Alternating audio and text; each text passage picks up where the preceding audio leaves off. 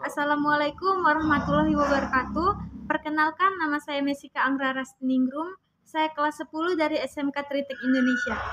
Sebelumnya saya ingin mengucapkan terima kasih kepada Humas BC Sumut yang telah memberikan saya kesempatan untuk mengikuti lomba ini. Pada kesempatan kali ini saya akan menjelaskan tentang bahaya korupsi dan pencegahannya. Korupsi merupakan fenomena universal sejak zaman purba hingga modern. Indonesia bahkan masuk negara terbesar korupsi nomor 3 di Asia. Korupsi seakan-akan sudah menjadi darah daging dalam setiap sendi masyarakat, baik itu dalam golongan atas maupun golongan bawah.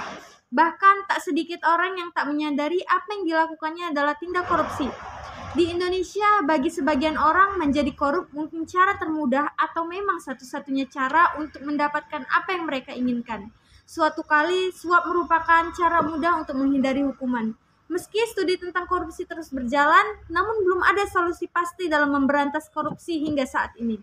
Sebab, suatu cara menangani korupsi bisa efektif di satu negara atau di satu wilayah, tapi belum tentu berhasil di negara lain. Adapun definisi korupsi adalah tindakan pejabat publik, baik politis maupun pegawai negeri serta pihak lain yang terlibat dalam tindakan itu yang secara tidak adil dan tidak legal menyalahgunakan kepercayaan publik yang dikuasakan kepada mereka untuk mendapatkan keuntungan sepihak. Contohnya saja kasus Asapri yang melakukan korupsi terbesar yaitu mencapai 22,70 triliun. Kemudian kasus Pelindo II yang melakukan korupsi yang menyebabkan kerugian negara hingga 6 triliun.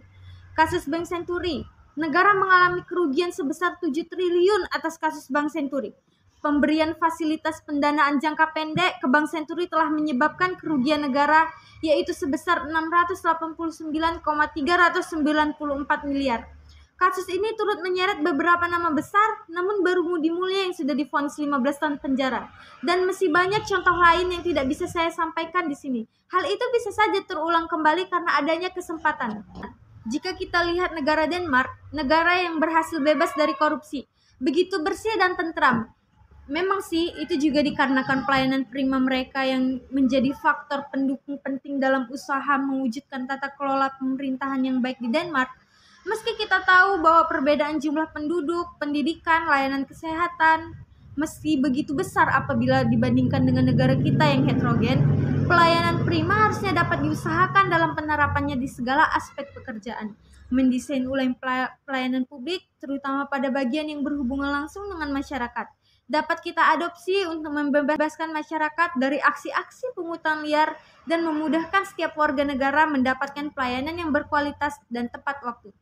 Pasal 2 ayat 2 UU 31 tahun 1999 menyebutkan hukuman mati dapat dijatuhkan apabila negara dalam keadaan bahaya bencana sosial, krisis ekonomi, dan tindak pidana korupsi. Sudah bertahun-tahun lamanya ancaman hukuman mati itu mati suri sebagai teks tidak pernah dipakai di pengadilan. Sesungguhnya pencuri kelas kakap itu bukan takut mati, tetapi takut hidup miskin.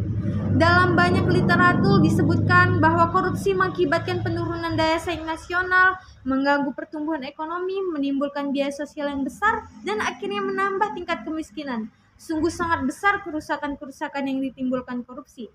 Mungkin ada beberapa tindakan yang bisa kita lakukan untuk melakukan pencegahan terjadinya korupsi, yaitu memberikan hukuman berat pada koruptor, jadi pemimpin yang berintegritas, memanfaatkan teknologi pada sistem, membangun pendidikan yang sejak kecil, tanamkan nilai religi sejak kecil secara intensif, supremasi hukum yang kuat, dan menutup celah internasional. Marilah bersama-sama kita tanamkan sifat jujur dalam diri. Jika ingin Indonesia bebas korupsi, korupsi di Indonesia harus diberantas dan keadilan harus ditegakkan.